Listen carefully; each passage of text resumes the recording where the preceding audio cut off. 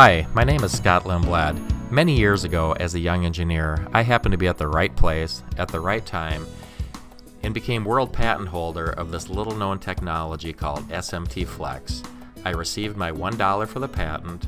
32 years later, I have something fun I'd like to share with you.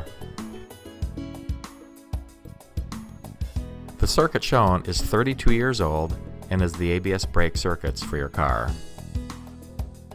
Back in the day, the base film was named Kapton, which is a trade name by DuPont. Today, we call it polyimide.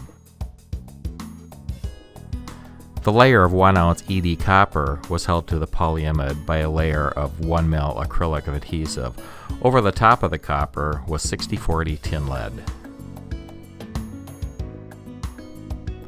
Solder mask was available 32 years ago, but this had to be thermally cured and not UV cured by today's standards. The solder paste used on this assembly was 6337, and yes, this assembly is fully leaded. Pick-and-place machines back in the day did not have vision, so mechanical squaring was used. We could achieve a whopping 1,500 placements per hour, according to the manufacturer's specifications.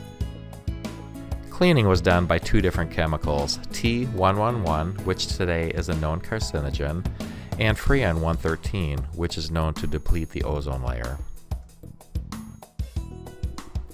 The back of the flex circuit after all these years shows no signs of delamination or degradation.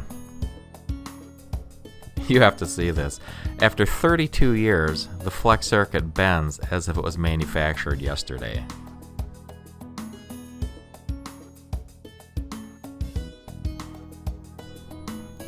Let's take the same circuit and bend it again. This is incredible.